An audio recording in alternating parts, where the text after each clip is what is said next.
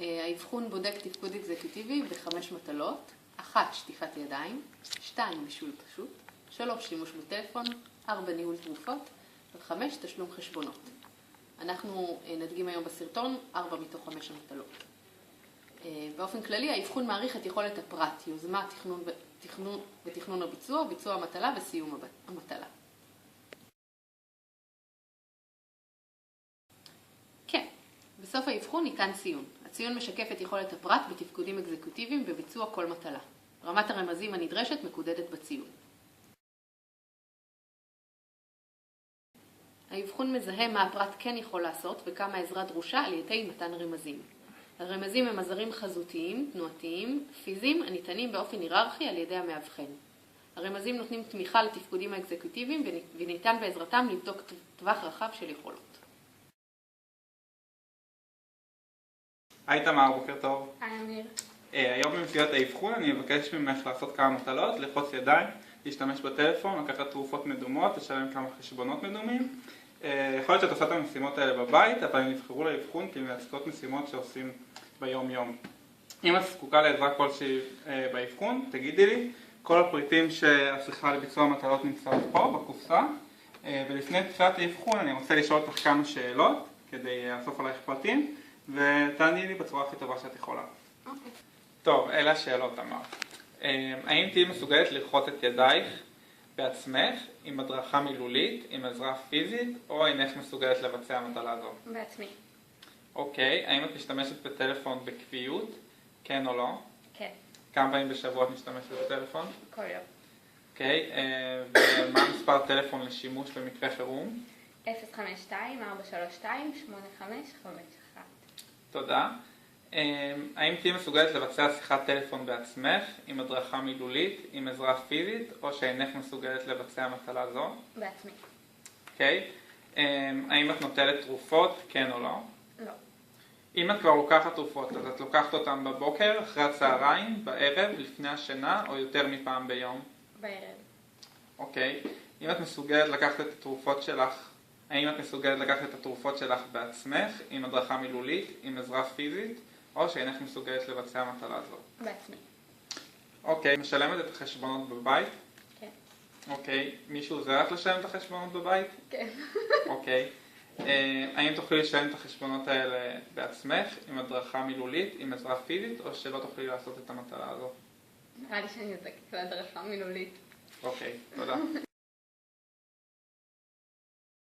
טוב, תמר, עכשיו אני אנסה לראות אותך רוחצת ידיים עם סבון. הפריטים שאת צריכה נמצאים בקופסה.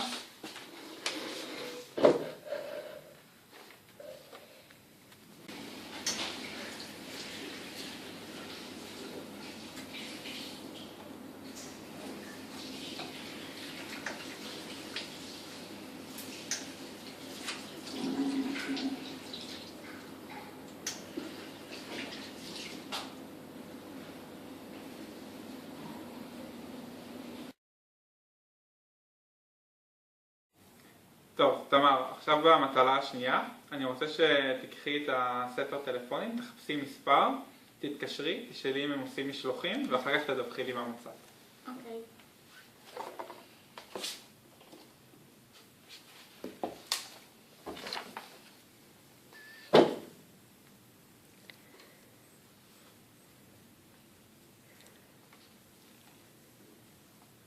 שלום, רציתי לדעת אם אתם עושים משלוחים. יופי. אוקיי, כמה זמן זה לוקח? תודה רבה. עושים. המטלה הבאה שלנו זה לקחת בעצם תרופה. אני מביא לך מרשם לתרופה שיש בתוך הקופסה.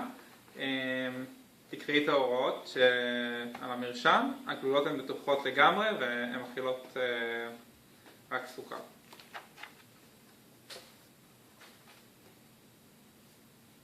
יכולה להתחיל.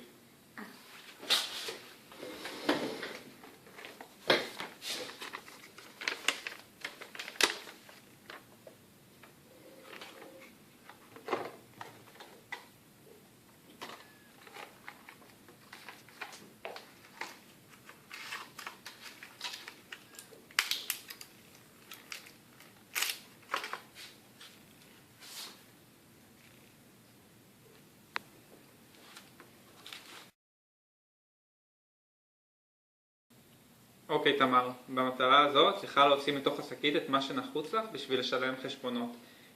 תמצאי את החשבונות ותשלמי אותם. זה חשבונות מדומים, זה לא חשבון הבנק שלך, אבל לצורך המטלה, אז תפעלי כאילו זה החשבונות לתשלום, חשבון הבנק שלך. בבקשה.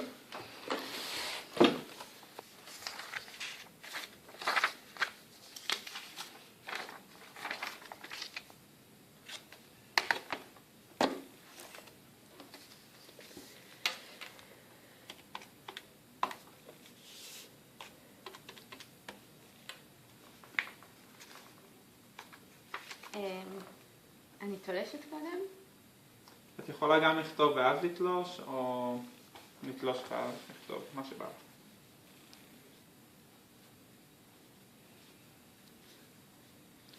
ומה פה אני אמורה למלא?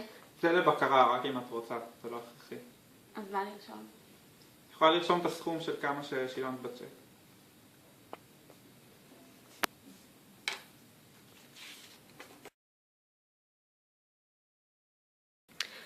לאחר כל מטלה ממלא המאבחן דף הערכה לביצוע המטלה. הציון נע מ-0 עד 5, כש-0 הוא ביצוע עצמאי ו-5 המטלה נעשתה עבור הנבדק. התפקודים הנבדקים הם תחילת המטלה, ארגון, רצף, שיפוט ובטיחות וסיום המטלה. המאבחן יחשב את הציון לכל מטלה ובסוף ישקלל את הציון לאבחון כולו. הציון למטלות מחושב על ידי סיכום 5 הציונים הניתנים לכל מטלה. טווח הניקוד האפשרי לכל מטלה הוא בין 0 ל-25. הציון המסכם לאבחון הוא סיכום הניקוד לביצוע לכל 4 המטלות. טווח הניקוד האפשרי לכל 4 המטלות הוא בין 0 ל-100.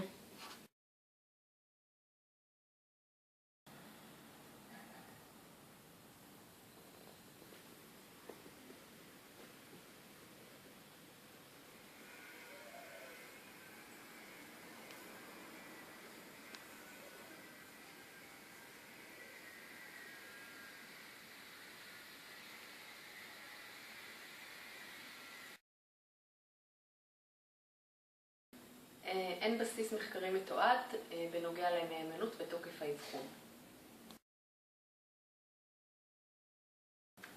חיסרון, על פי המנואל לא ברור למי מיועד האבחון. מהמקורות למדנו שהאבחון יועד במקור לסובלים מדמנציה, אך על פי האבחון כיום לא ידוע בדיוק למי הוא מיועד.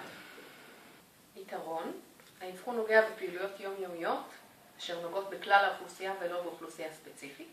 בנוסף, שיטת הערכה לא דיכוטומית, ובאמצעות מערכת הרמזים ההיררכית ניתן להעריך באופן מדויק את הליקוי האקזקוטיבי.